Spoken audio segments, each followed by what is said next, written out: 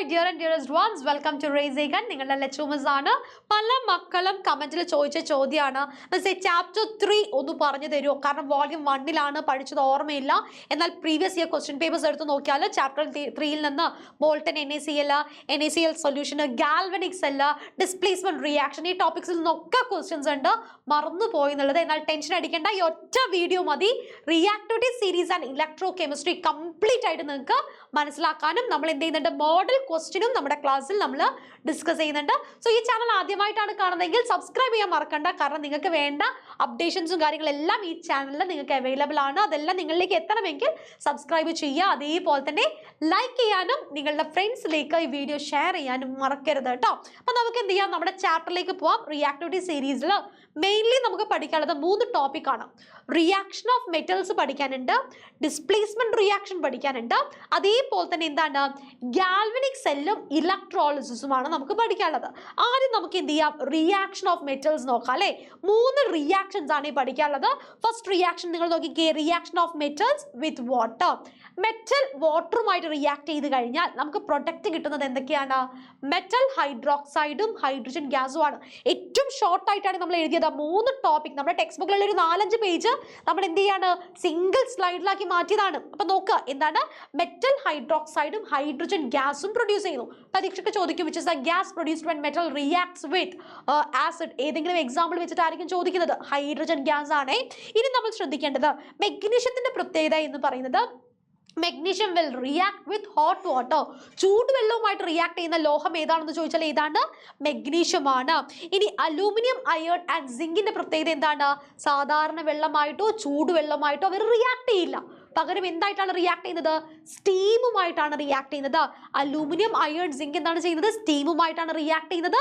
മാത്രമല്ല അവര് metal hydroxide ആയിട്ട് മാറുന്നില്ല. പകരം അവർ എന്തായിട്ടാണ് മാറുന്നത്? മെറ്റൽ ഓക്സൈഡുകളും ഹൈഡ്രജൻ ഗ്യാസുമാണ് പ്രൊഡ്യൂസ് ചെയ്യുക കേട്ടോ. ഇപ്പൊ അലൂമിനിയം ആണെങ്കിൽ അലൂമിനിയം ഓക്സൈഡും ഹൈഡ്രജൻ ഗ്യാസും, അയേൺ ആണെങ്കിൽ അയേൺ ഓക്സൈഡും ഹൈഡ്രജൻ ഗ്യാസും, സിങ്ക് ആണെങ്കിൽ സിങ്ക് ഓക്സൈഡും ഹൈഡ്രജൻ ഗ്യാസും. ഇനി വെള്ളവുമായിട്ട് തീരെ റിയാക്ട് ചെയ്യാത്ത ആളുകൾ ആരൊക്കെയാണ്? ഗോൾഡ്, സിൽവർ, സോറി AG എന്ന് പറയുന്നത് സിൽവർ ആണ് ഇടാം. സിൽവർ, ഗോൾഡ്, കോപ്പർ, PB എന്ന് പറയുന്നത് ലെഡ് ആണ്. കോപ്പറും ലെഡും വാട്ടറുമായിട്ട് റിയാക്ട് ചെയ്യില്ല. അതുകൊണ്ടല്ലേ നമ്മൾ കോപ്പറിന്റെ മഗ്, ഗ്ലാസ് ഒക്കെ നമ്മൾ വെള്ളം കുടിക്കാനും വെള്ളം സ്റ്റോർ ചെയ്ത് വെക്കാനും നമ്മൾ യൂസ് ചെയ്യുന്നത്. ഇനി metals when reacts with air, വായുവുമായിട്ടുള്ള ലോഹങ്ങളുടെ പ്രവർത്തനമാണ്. എയറുമായിട്ട് നമ്മൾ മെറ്റൽ റിയാക്ട് ചെയ്യുകയാണെങ്കിൽ നമുക്ക് പ്രൊഡക്റ്റ് കിട്ടുന്നത് എന്താണ്? മെറ്റൽ ഓക്സൈഡ് മാത്രമാണ്. അവിടെ പ്രത്യേകിച്ച് ഗ്യാസ് ഒന്നും പ്രൊഡ്യൂസ് ചെയ്യുന്നില്ല കേട്ടോ. മെറ്റൽ ഓക്സൈഡ് ആണ്. അവിടെ ഉദാഹരണം പറയുകയാണെങ്കിൽ പൊട്ടാസ്യം ഓക്സിജനുമായിട്ട് റിയാക്ട് ചെയ്താൽ പൊട്ടാസ്യം ഓക്സൈഡ്, സോഡിയം ഓക്സിജനുമായിട്ട് റിയാക്ട് ചെയ്താൽ സോഡിയം ഓക്സൈഡ്, മെഗ്നീഷ്യം ഓക്സിജനുമായിട്ട് റിയാക്ട് ചെയ്താൽ മെഗ്നീഷ്യം ഓക്സൈഡ്, അലൂമിനിയം ഓക്സിജനുമായിട്ട് റിയാക്ട് ചെയ്താൽ അലൂമിനിയം ഓക്സൈഡ്, കോപ്പർ ഓക്സിജനുമായിട്ട് റിയാക്ട് ചെയ്താൽ കോപ്പർ ഓക്സൈഡ്. എന്നാൽ റിയാക്ട് ചെയ്യാത്ത ആളുകൾ ആരൊക്കെയാണ്? സിൽവറും ഗോൾഡും എയറുമായിട്ട് റിയാക്ട് ചെയ്യില്ല. അതുകൊണ്ടല്ലേ നമ്മൾ ഓർണമെന്റ്സ് ഉണ്ടാക്കാൻ വേണ്ടിയിട്ട് ഗോൾഡും സിൽവറും യൂസ് ചെയ്യുന്നത്. ഇനി മൂന്നാമത്തെ റിയാക്ഷനിലേക്കാണ് പോകുന്നത്, റിയാക്ഷൻ വിത്ത് ആസിഡ് അല്ലെ. ആസിഡുകളുമായിട്ട് പ്രവർത്തിക്കുമ്പോൾ എന്തൊക്കെ പ്രൊഡക്റ്റുകളാണ് കിട്ടുന്നത്? മെറ്റൽ സോൾട്ടും ഹൈഡ്രജൻ ഗ്യാസുമാണ് കിട്ടുന്നത്. അവിടെ എന്ത് പ്രൊഡ്യൂസ് ചെയ്യുന്നുണ്ട്? ഹൈഡ്രജൻ വാതകം പ്രൊഡ്യൂസ് ചെയ്യുന്നുണ്ട്. ഇവിടെ നോക്കിക്കേ നിങ്ങൾ, അയേൺ, മെഗ്നീഷ്യം, ലെഡ്, സിങ്ക് എന്ത് ചെയ്യുന്നുണ്ട്? ഈ പറഞ്ഞ ഡൈല്യൂട്ട് HCl ആസിഡ് ആണ്, അതുമായിട്ട് റിയാക്ട് ചെയ്തിട്ട് ഹൈഡ്രജൻ ഗ്യാസ് പ്രൊഡ്യൂസ് ചെയ്യുന്നുണ്ട്. എന്നാൽ കോപ്പർ കാണുന്നുണ്ട് എന്റെ മക്കൾ, അവിടെ നോക്കിക്കേ, കോപ്പർ എന്ത് ചെയ്യുന്നില്ല? നമ്മുടെ ഡൈല്യൂട്ട് HCluമായിട്ട് റിയാക്ട് ചെയ്യുന്നില്ല. കോപ്പർ മാത്രമല്ല സിൽവറും ഗോൾഡും എന്ത് ചെയ്യില്ല? ഡൈല്യൂട്ട് HCluമായിട്ട് റിയാക്ട് ചെയ്തിട്ട് ഹൈഡ്രജൻ ഗ്യാസ് പ്രൊഡ്യൂസ് ചെയ്യില്ല. മാത്രമല്ല ഇതിലെ ഹൈലി റിയാക്റ്റീവ് എന്ന് പറയുന്നത് മെഗ്നീഷ്യം ആണ്. കാരണം എന്താണ്? കൂടുതൽ ഹൈഡ്രജൻ ബലൂൺസ് അല്ല, ഹൈഡ്രജൻ ഗ്യാസ് ബബിൾസ് അവിടെ പ്രൊഡ്യൂസ് ചെയ്തതായിട്ട് നമുക്ക് കാണാൻ സാധിക്കും അല്ലേ. അപ്പൊ നമുക്ക് എന്ത് പറയാം, മെറ്റൽസ് നമ്മുടെ ആസിഡുമായിട്ട് റിയാക്ട് ചെയ്താൽ മെറ്റൽ സോൾട്ടും ഹൈഡ്രജൻ ഗ്യാസുമാണ് അവിടെ പ്രൊഡ്യൂസ് ചെയ്യുന്നത് കേട്ടോ. അപ്പൊ നമ്മൾ റിയാക്ഷൻ, നമ്മുടെ ഫസ്റ്റ് ടോപ്പിക് കംപ്ലീറ്റ് നമ്മൾ കഴിഞ്ഞ് ഇനി നമ്മൾ ഡിസ്പ്ലേസ്മെന്റ് റിയാക്ഷനിലേക്കാണ്. ഡിസ്പ്ലേസ്മെന്റ് റിയാക്ഷന്റെ പ്രത്യേകത എന്താണ്? ഹൈലി റിയാക്റ്റീവ് ആയിട്ടുള്ള മെറ്റൽ ലെസ് റിയാക്റ്റീവ് ആയിട്ടുള്ള മെറ്റൽ അടങ്ങിയിരിക്കുന്ന മെറ്റൽ സോൾട്ടിൽ നിന്നും ആ മെറ്റലിനെ ഡിസ്പ്ലേസ് ചെയ്യുന്നു അല്ലേ. അതായത് സിങ്കും കോപ്പറും ഞാൻ എടുത്ത് നോക്കുകയാണെങ്കിൽ സിങ്ക് ഹൈലി റിയാക്റ്റീവ് ആണ്, ക്രിയാശീലത കൂടുതലാണ്. അതുകൊണ്ട് മാത്രമാണ് സിങ്കിന് എന്ത് ചെയ്യാൻ പറ്റുന്നത്? കോപ്പർ സൾഫേറ്റിൽ നിന്ന് കോപ്പറിനെ തട്ടി മാറ്റിയിട്ട് ഇവിടെ വന്നിരിക്കാനും പ്രൊഡക്റ്റുകളായിട്ട് എന്തായിട്ട് മാറുന്നു? കോപ്പറും ZnSO4 മാറുന്നു അല്ലേ. പ്രൊഡക്റ്റ് ഉണ്ടാവുകയും ചെയ്യുന്നത്. അവിടെ റിയാക്ഷൻ പോസിബിൾ ആവാൻ കാരണം ഇവിടെ നമ്മൾ ശ്രദ്ധിക്കേണ്ടത് ഹൈലി റിയാക്റ്റീവ് ആയിട്ടുള്ള മെറ്റൽ നമ്മൾ എന്താണ് ചെയ്യുന്നത്, ലെസ് റിയാക്റ്റീവ് ആയിട്ടുള്ള മെറ്റൽ സോൾട്ട് സൊല്യൂഷനകത്ത് ഡിപ്പ് ചെയ്യുമ്പോൾ മാത്രമേ നടക്കുള്ളൂ അല്ലേ. അപ്പൊ നമ്മൾ എന്തറിയണം, ഏതൊക്കെയാണ് ഹൈലി റിയാക്റ്റീവ്, ഏതൊക്കെയാണ് ലെസ് റിയാക്റ്റീവ് എന്ന് അറിയണം. അതിനുവേണ്ടി നമുക്ക് പഠിക്കാനുള്ളതാണ് റിയാക്ടിവിറ്റി സീരീസ്. എന്നാൽ നിങ്ങൾ ആലോചിക്കേണ്ടത് റിയാക്ടിവിറ്റി സീരീസ് ഒരു കഥ പോലെ പഠിക്കാം. പരീക്ഷ മൂട്ടെത്തി, ഇനി നമുക്ക് ബൈഹാർട്ട് പഠിക്കാനുള്ള സമയമൊന്നുമില്ല, പക്ഷെ കഥ ഓർത്തു വെക്കാനുള്ള കപ്പാസിറ്റി എൻ്റെ മക്കൾക്കുണ്ടല്ലോ. ഇങ്ങനെ പഠിച്ചു വെക്കണം. PSC പരീക്ഷ എഴുതാൻ മാസിൻ പോവാണ്. ടിന്ന് പാത്രത്തിൽ ലഡുകളുമായിട്ടാണ് പോകുന്നത്. പോകുന്ന വഴിക്ക് ഹൈഡ്രജൻ ബലൂൺ കണ്ടു, വാങ്ങിച്ചില്ല. കോപ്സ് എന്ന് പറഞ്ഞാൽ പോലീസ് അല്ലേടാ, കോപ്സ് പരീക്ഷക്കാണ് പോകുന്നത്. സിൽവർ മെഡൽ ഒന്നും കിട്ടിയില്ല, പകരം എന്ത് മെഡൽ കിട്ടി, ഗോൾഡ് മെഡൽ കിട്ടി. നോക്കുക, PSC പൊട്ടാസ്യം, സോഡിയം, കാൽഷ്യം, മാസിൻ, magnesium, aluminium, zinc, iron, nickel, മാസിൻ കംപ്ലീറ്റ് കഴിഞ്ഞു. ടിന്ന് പാത്രത്തിൽ ലഡുകളുമായിട്ട് പോയില്ലേ, ടിന്ന്, ലെഡ്, ഹൈഡ്രജൻ ബലൂൺ കണ്ടു, വാങ്ങിച്ചില്ല. കോപ്സ് പരീക്ഷക്കാണ് പോയത്, കോപ്പർ, സിൽവർ മെഡൽ കിട്ടിയില്ല, ഗോൾഡ് മെഡൽ കിട്ടി. നമ്മൾ എത്ര ഈസി ആയിട്ടാണ് റിയാക്ടിവിറ്റി സീരീസിലുള്ള എലമെന്റ്സ് കംപ്ലീറ്റ് നമ്മൾ ഓർഡർ സഹിതം പഠിച്ചത്. അപ്പൊ ഈ ഓർഡർ അറിഞ്ഞു കഴിഞ്ഞാൽ, ഒരു റിയാക്ഷൻ തന്നു കഴിഞ്ഞാൽ എൻ്റെ മക്കൾക്ക് കുറച്ചും കൂടി ഈസി ആയിട്ട് ഐഡന്റിഫൈ ചെയ്യാൻ പറ്റും. പരീക്ഷയ്ക്ക് ചോദിക്കുകയാണ്, and iron nail is dipped in copper sulphate solution. Iron നെയിലിനെ, Fe-നെ കോപ്പർ സൾഫേറ്റിന്റെ അകത്ത് ഡിപ്പ് ചെയ്ത് വെച്ചാൽ അവിടെ ആദ്യം നമ്മൾ എന്തറിയണം, റിയാക്ഷൻ നടക്കോ ഇല്ലയോ എന്നറിയണം. റിയാക്ഷൻ നടക്കോ ഇല്ലയോ എന്ന് എങ്ങനെയാ അറിയാം, ഈ അയേൺ കോപ്പറിനെക്കാട്ടും ഹൈലി റിയാക്റ്റീവ് ആണോ നോക്കുക. റിയാക്ടിവിറ്റി സീരീസ് ആലോചിച്ച് നോക്കുക, റിയാക്ടിവിറ്റി അയേണിന് കോപ്പറിനെക്കാട്ടും കൂടുതലാണ്. അപ്പോൾ അവിടെ റിയാക്ഷൻ നടക്കും. അതുകൊണ്ട് നമുക്ക് പറയാം പ്രൊഡക്റ്റ് ആയിട്ട് എന്തൊക്കെയാണ് കിട്ടുന്നത്, FeSO4 കിട്ടുന്നുണ്ട്, കോപ്പറും കിട്ടുന്നുണ്ട് അല്ലെ. ഇവിടെ ഒബ്സർവേഷൻസ് എന്തൊക്കെയാണെന്ന് ചോദിക്കാറുണ്ട്. കോപ്പർ സൾഫേറ്റ് സൊല്യൂഷന്റെ കളറാണ് നീല നിറം. അയേണിനെ ഡിപ്പ് ചെയ്ത് വെച്ച് കഴിഞ്ഞാൽ കോപ്പർ സൾഫേറ്റ് സൊല്യൂഷന്റെ കളർ കുറഞ്ഞു വരും, ഫെയ്ഡായി വരും. മാത്രമല്ല ഈ അയേൺ നെയിലിന്റെ മുകളിൽ എന്ത് ചെയ്യുന്നുണ്ട്, ഈ കോപ്പർ വന്ന് ഡെപ്പോസിറ്റ് ചെയ്യുന്നത്, പറ്റിപ്പിടിക്കുന്നതായിട്ട് കാണാനും സാധിക്കും. 2 ഒബ്സർവേഷൻസ് ആണ് ഉള്ളത്. ഇതേപോലത്തെ ചോദ്യങ്ങളാണ് പരീക്ഷയ്ക്ക് ചോദിക്കത്തുള്ളൂ. വേറെ ഒരു രീതിയിൽ എന്ത് ചെയ്യാറില്ല, പരീക്ഷയ്ക്ക് ചോദിക്കാറില്ല. ഇനി അടുത്തതിൽ നമ്മൾ ചോദിക്കുന്നത് അതിന്റെ ഓക്സിഡേഷൻ റിയാക്ഷനും റിഡക്ഷൻ റിയാക്ഷനും ചോദിക്കും അല്ലേ. Fe പ്ലസ് CuSO4 ഗിവ്സ് എന്താണ്, FeSO4 അല്ലേടാ, FeSO4 പ്ലസ് Cu ആണ്. ഇവിടെ നമ്മൾ നോക്കുക, ഓക്സിഡേഷൻ നമ്പർ ഒറ്റക്ക് നിൽക്കുന്ന ആറ്റംസിൻ്റെ എലമെന്റ്സിന്റെ 0 ആണ്. ഇനി സൾഫേറ്റിന്റെ -2 ആണ്. അപ്പൊ ഇവിടെ കോപ്പറിന്റെ +2 ആയേ, ഇവിടെ -2 ആണ്, ഇവിടെ എത്രയാണ്, +2 ആണ്. അയൺ നോക്കിക്കേ, 0-ൽ നിന്ന് എന്തായിട്ട് മാറി, +2 ആയിട്ട് മാറി. ഓക്സിഡേഷൻ നമ്പർ കൂടി. ഓക്സിഡേഷൻ നമ്പർ കൂടി എന്ന് പറഞ്ഞാൽ എന്താണ്, ഓക്സിഡേഷൻ ആണ്, ഓക്സീകരണമാണ് നടക്കുന്നത്. അപ്പോൾ ഓക്സിഡേഷൻ റിയാക്ഷൻ ആണ് പരീക്ഷയ്ക്ക് എഴുതാൻ ചോദിച്ചാൽ ടെൻഷൻ അടിക്കണ്ട, കൺഫ്യൂസ്ഡ് ആവണ്ട. അതാ ഇതേപോലെ എഴുതുക കേട്ടോ.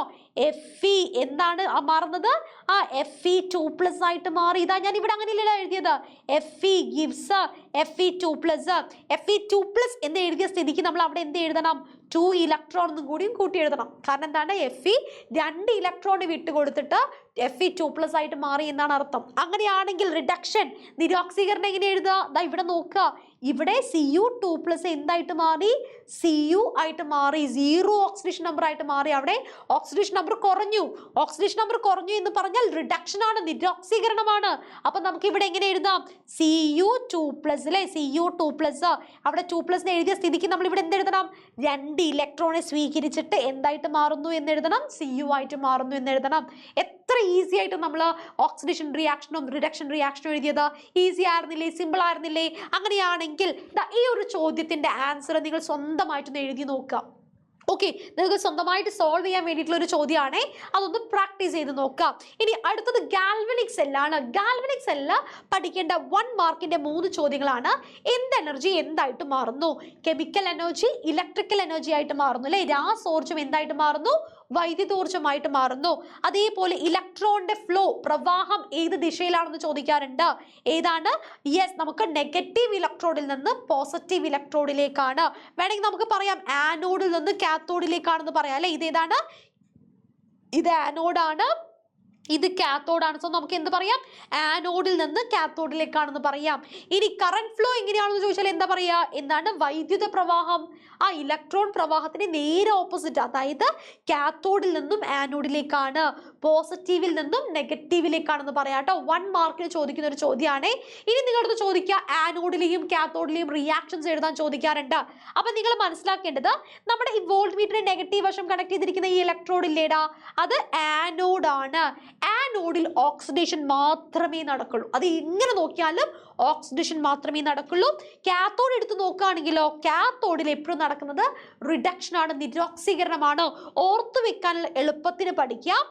ആനോക്സ് എന്നും അതേപോലെ തന്നെ റെഡ് കാറ്റ് എന്നും പഠിക്കുക. ആനോക്സ് ആനോഡിൽ ഓക്സിഡേഷൻ, റെഡ് കാറ്റ് റിഡക്ഷൻ എവിടെയാണ്? കാത്തോഡിലാണ് നടക്കുന്നത്.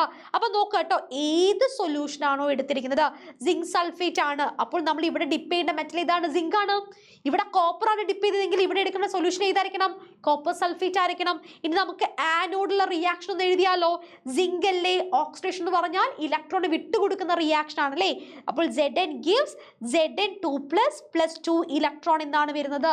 ഇവിടെ എന്തുകൊണ്ടാണ് 2+ എന്ന് എഴുതാൻ കാരണം? കാരണം സിങ്ക് 2 ഇലക്ട്രോൺസിന് വിട്ടുകൊടുക്കുകയാണ് ചെയ്യാറ്. ഇനി ഇവിടെ റിഡക്ഷൻ എന്ന് പറഞ്ഞാൽ ഗെയിൻ ഓഫ് ഇലക്ട്രോൺ ആണ്, ഇലക്ട്രോൺ സ്വീകരിക്കുകയാണ് ഇവിടെ ചെയ്യുന്നത്. അപ്പൊ നമ്മൾ എങ്ങനെ എഴുതുക? ഇവിടെ കോപ്പർ അല്ലേ ഇടാ, അപ്പൊ നമ്മൾ എങ്ങനെ എഴുതുക? Cu2+ plus 2 electron gives Cu എന്നാണ് എഴുതുക കേട്ടോ. കോപ്പർ 2+ 2 ഇലക്ട്രോൺ സ്വീകരിച്ചിട്ട് എന്തായിട്ട് മാറുന്നു? Cu ആയിട്ട് മാറുന്നു. ഇത്രയേ ഉള്ളൂ. പരീക്ഷക ചോദ്യം ഇങ്ങനെയാ വരിക. നോക്കിക്കേ, which act as cathode, cathode ആയിട്ട് ആക്ട് ചെയ്യുന്നത് ആരാണ്? ദാ നമ്മൾ എഴുതി, കോപ്പർ റോഡാണ്. അടുത്ത ചോദ്യം, ആനോഡിലുള്ള റിയാക്ഷൻ അല്ലെങ്കിൽ ഇക്വേഷൻ എഴുതാൻ പറഞ്ഞു. ആനോഡിലുള്ള ഇക്വേഷൻ നമ്മൾ എഴുതി കഴിഞ്ഞു. അടുത്ത ചോദ്യം, ഡയഗ്രാം വരയ്ക്കാൻ പറഞ്ഞിട്ടുണ്ട്. സിങ്ക് കോപ്പർ സെല്ലിന്റെ ഡയഗ്രാം നമ്മൾ ഇവിടെ ഓൾറെഡി വരച്ച് കാണിച്ചിട്ടുണ്ട്. ഇനി അടുത്തത് എന്താണ്? റിഡോക്സ് റിയാക്ഷൻ എഴുതാൻ പറഞ്ഞിട്ടുണ്ട്. റിഡോക്സ് റിയാക്ഷൻ നമ്മൾ എങ്ങനെ എഴുതുക? എടാ, ഈ 2 റിയാക്ഷൻസും ഒന്നിച്ച് എഴുതിയാൽ മതി. എങ്ങനെ എഴുതുക? ഞാൻ ജസ്റ്റ് ഒന്ന് ഇവിടെ എഴുതി കാണിച്ചു തരാം കേട്ടോ. Zn gives Zn2 plus 2 electron എന്നല്ലേ. ഇനി കോപ്പറിന്റെ കേസ് പറയുകയാണെങ്കിൽ Cu2 plus 2 electron gives Cu എന്നാണ്. നിങ്ങൾ നോക്കിക്കേ, ഗിവ്സിന്റെ റൈറ്റ് ഹാൻഡ് സൈഡിലും ലെഫ്റ്റ് ഹാൻഡ് സൈഡിലും ആരുണ്ട്?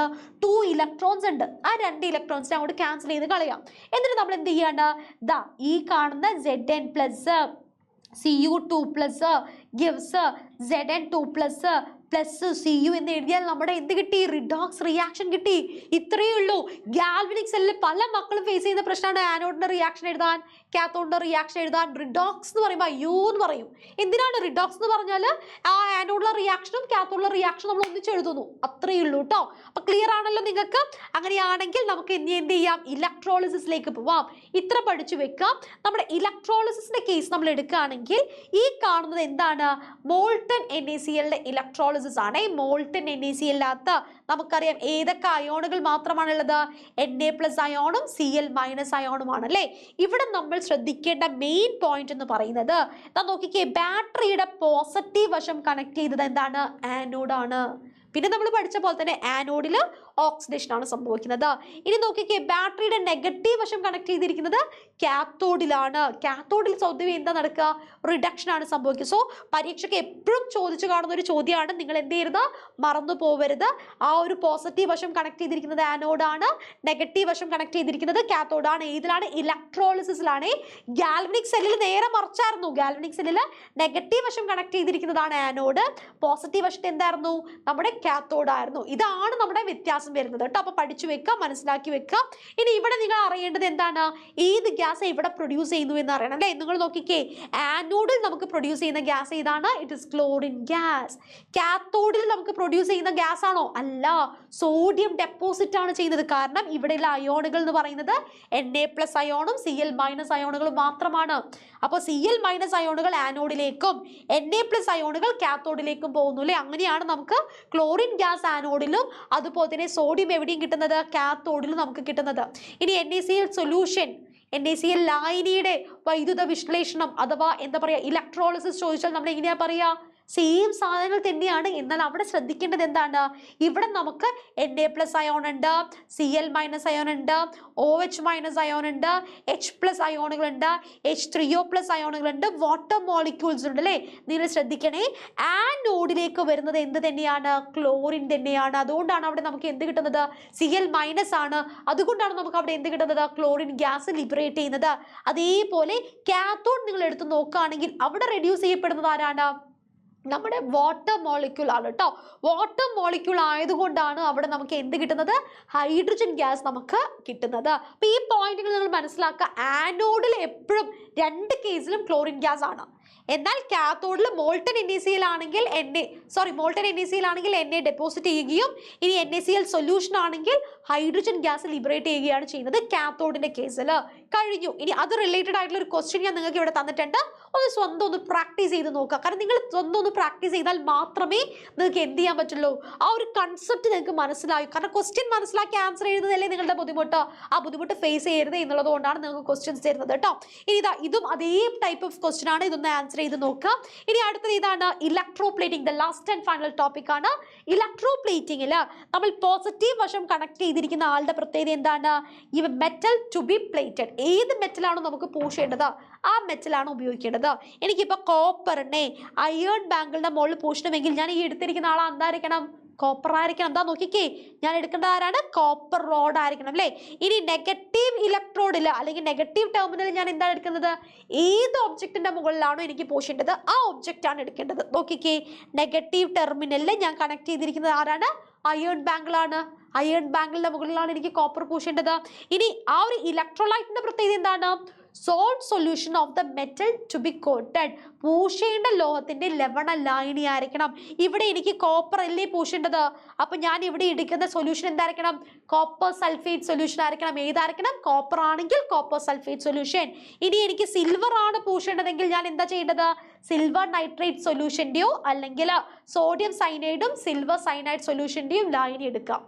ഇനി ഗോൾഡ് ആണ് എനിക്ക് പൂശേണ്ടതെങ്കിൽ ഞാൻ എന്താ ചെയ്യേണ്ടത്? സോഡിയം സൈനൈഡിന്റെയും ഗോൾഡ് സൈനൈഡിന്റെയും സൊല്യൂഷൻ എടുക്കുക. ഇത് നിങ്ങൾ പഠിച്ചു വെക്കുക കേട്ടോ. കാരണം പരീക്ഷയ്ക്ക് ഇതിൽ ഏത് വേണമെങ്കിലും ചോദിക്കും. ഒന്നെങ്കിൽ കോപ്പർ അല്ലെങ്കിൽ സിൽവർ അല്ലെങ്കിൽ ഗോൾഡ്. അവിടെ ചോദിക്കുന്നത് ഏതാണ്? ഏത് ഇലക്ട്രോലൈറ്റ് ആണ് ഉപയോഗിക്കേണ്ടത് എന്നാണ് ചോദിക്കുക കേട്ടോ. ഇവിടെ നിങ്ങൾ നോക്കിക്കേ, ഈ തന്നിരിക്കുന്ന ഒരു ക്വസ്റ്റ്യനിൽ ചോദിച്ചിരിക്കുന്ന ചോദ്യം എന്താണ്? ഇലക്ട്രോപ്ലേറ്റിംഗ് ഓഫ് കോപ്പർ, എന്താണ്? It is an arrangement for electroplating a copper bangle with gold. Copper ബാങ്കിളിൽ ഗോൾഡ് പൂശാണേ. അപ്പൊ നിങ്ങൾ എന്നെ പറഞ്ഞേ, ഇത് കോപ്പർ ബാങ്കിൾ ആണ്, ഇതെന്താണ്? ഗോൾഡ് ആണ്. കാരണം എന്താണ്? നമുക്കറിയാം പോസിറ്റീവ് അല്ലെ ഒരു ബാറ്ററിയുടെ. ഇവിടെ നിങ്ങൾ ശ്രദ്ധിക്കണേ, ഒരു ബാറ്ററിയുടെ പോസിറ്റീവ് വശം കണക്ട് ചെയ്തിരിക്കുന്നതും നെഗറ്റീവ് വശം കണക്ട് ചെയ്തിരിക്കുന്നതും നമ്മൾ തൊട്ട് മുന്നേ പറഞ്ഞു. പോസിറ്റീവ് വശം കണക്ട് ചെയ്തിരിക്കുന്നത് എന്തായിരിക്കണം? നമ്മൾ ഏത് മെറ്റലാണോ എനിക്ക് പൂശേണ്ടത് ആ മെറ്റൽ ആയിരിക്കണം. നെഗറ്റീവ് വശം കണക്ട് ചെയ്തിരിക്കുന്നത് ഒരു ഒബ്ജക്റ്റ് ആയിരിക്കണം. ഏത് വസ്തുവിന്റെ മുകളിലാണോ പൂശേണ്ടത് ആ വസ്തു ആയിരിക്കണം. അപ്പൊ നമ്മൾ ഗോൾഡ് ഇവിടെ എടുത്തു അല്ലെ, ഗോൾഡ് ആണ് എനിക്ക് പൂശേണ്ടത്. അങ്ങനെയാണെങ്കിൽ ഇവിടെ ഞാൻ എടുക്കേണ്ട ഇലക്ട്രോലൈറ്റ് ഏതാണ് എന്നുള്ളത് നിങ്ങൾ എന്ത് ചെയ്യണം? താഴെ കമന്റ് ബോക്സിൽ നിങ്ങൾ കമന്റ് ചെയ്യാം കേട്ടോ. താഴത്തെ കമന്റ് ബോക്സിൽ നിങ്ങൾ എന്ത് ചെയ്യണം? ഇതിൽ ഞാൻ യൂസ് ചെയ്യേണ്ട ഇലക്ട്രോലൈറ്റ് ഏതാണെന്ന് കമന്റ് ചെയ്യാം. ഇതിന്റെ നമ്മൾ ഓൾറെഡി നമ്മുടെ തൊട്ട് മുന്നത്തെ സ്ലൈഡിൽ നമ്മൾ പഠിച്ചിട്ടുണ്ട്. അതൊന്ന് നോക്കി പഠിക്കുക കേട്ടോ. അപ്പൊ ഇത്രയും കാര്യങ്ങളാണ് നിങ്ങൾക്ക് എന്ത് ചെയ്യുന്നത്? പരീക്ഷയ്ക്ക് ഈ ഒരു ചാപ്റ്ററിൽ നിന്ന് ചോദിക്കുന്നത്. വേറെ ഒന്നും ചോദിക്കില്ല. ഇത് പഠിച്ചു കഴിഞ്ഞാൽ നിങ്ങൾക്ക് എന്ത് ചെയ്യാം? മൂന്നാമത്തെ ചാപ്റ്ററിൽ നിന്ന് എന്ത് ചോദിച്ചാലും നിങ്ങൾക്ക് ആൻസർ എഴുതാൻ പറ്റും. ഇമ്പോർട്ടൻ്റ് ആയിട്ടുള്ള ഏരിയസ് ആണ്. നന്നായിട്ട് പഠിക്കുക. എൻ്റെ മക്കൾക്ക് എല്ലാവർക്കും എക്സാംസ് നന്നായിട്ട് എഴുതാൻ പറ്റട്ടെ. All the very very very best. Okay, see you soon.